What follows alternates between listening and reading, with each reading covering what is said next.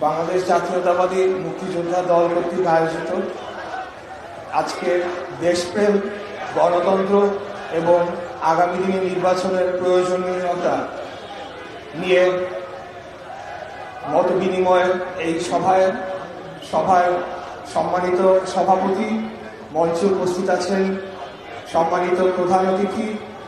আমি সময় সংক্ষিপ্ত করার জন্য একে একে সকলের নাম নতুন করে আবার উচ্চারণ করলাম না, কারণ অনেক বীর মুক্তিযোদ্ধারা এই মঞ্চে আছেন, সামনে উপস্থিত আছেন বীর মুক্তিযোদ্ধারা।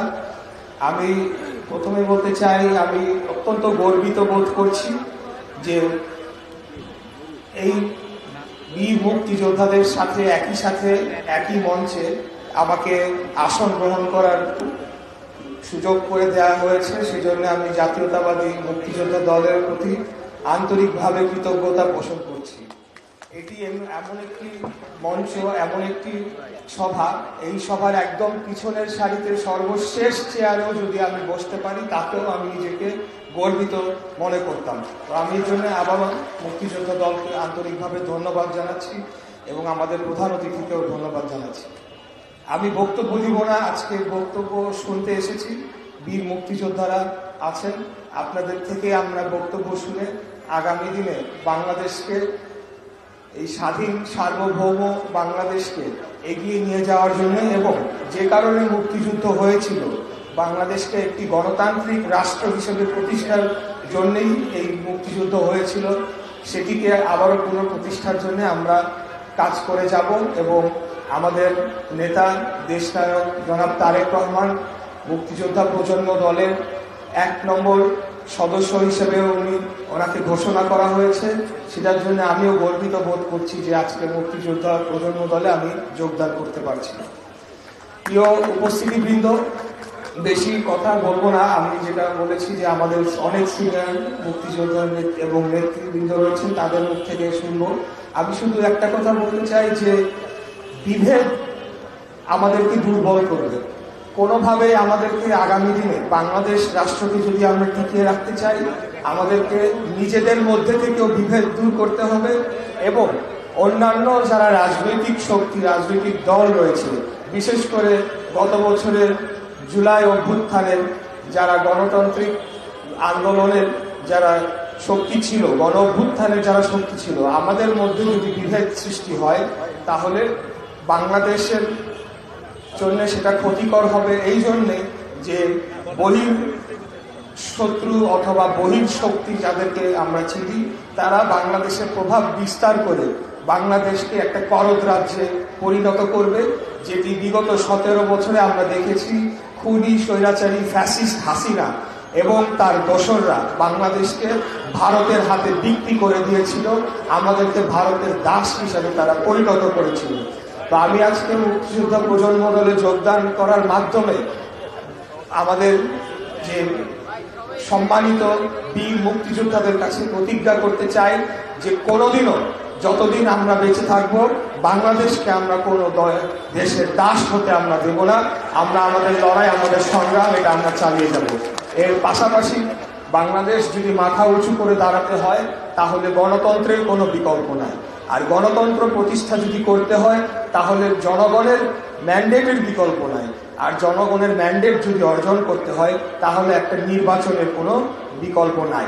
তাই আজকে যারাই নির্বাচনকে পেছানোর ষড়যন্ত্র করছে, পতিত স্বৈরাচার খুনি হাসিনা ভারতে বসে তার গুপ্ত সন্ত্রাসীদেরকে দিয়ে ছোটখাটো সন্ত্রাসী কার্যক্রম চালিয়ে তারা মনে করছে যে নির্বাচনকে পিছিয়ে দিবে অথবা তাদের অস্তিত্বকে টিকিয়ে রাখবে।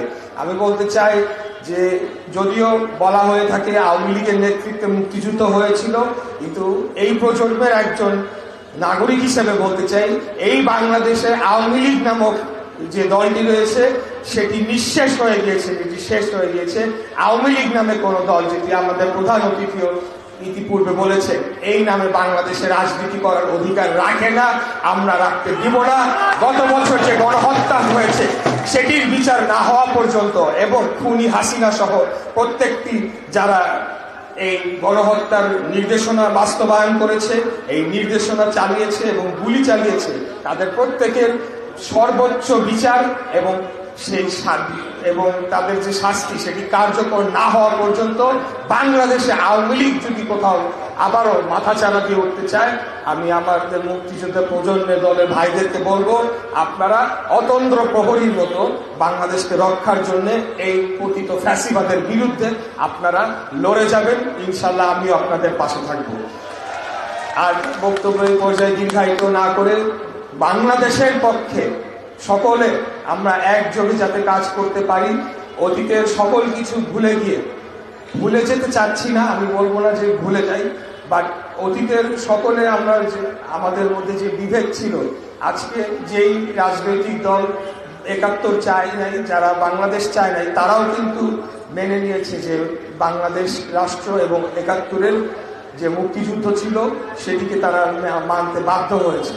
তো আমরা এখান থেকে যদি আরো নিজেদেরকে একতাবদ্ধ করতে পারি, বাংলাদেশের সকল জনগণকে বাংলাদেশের জাতীয় স্বার্থে, বাংলাদেশের নিরাপত্তার স্বার্থে ঐক্যবদ্ধ করতে পারি, তাহলে আমি মনে করি এই দক্ষিণ পূর্ব এশিয়ায় আমাদেরকে কেউ চোখ রাঙাতে পারবে না। আমরা মাথা উঁচু করে দাঁড়িয়ে থাকতে পারবো এবং অবশ্যই যেই বাংলাদেশের স্বপ্ন আমরা দেখেছি, শহীদ রাষ্ট্রপতি জিয়াউর রহমানের বাংলাদেশি জাতীয়তাবাদকে ধারণ করে আমরা এগিয়ে যাব এবং বাংলাদেশকে একটা উন্নত শক্তিশালী রাষ্ট্র হিসেবে গড়ে তুলতে পারবো, সেই আশাবাদ ব্যক্ত করে সবাইকে আবারও ধন্যবাদ জানিয়ে আমার বক্তব্য এখানে শেষ করছি। খোদা হাফেজ। বাংলাদেশ জিন্দাবাদ, বাংলাদেশ জাতীয়তাবাদী দল জিন্দাবাদ। শহীদ রাষ্ট্রপতি জিয়াউর রহমান অমর হোক, দেশনেত্রী বেগম খালেদা জিয়া দীর্ঘজীবী হয়, আমাদের প্রাণপ্রিয় নেতা আগামী প্রধানমন্ত্রী ইনশাআল্লাহ দেশ নায়ক জনাব তারেক রহমান জিন্দাবাদ, জিন্দাবাদ, জিন্দাবাদ।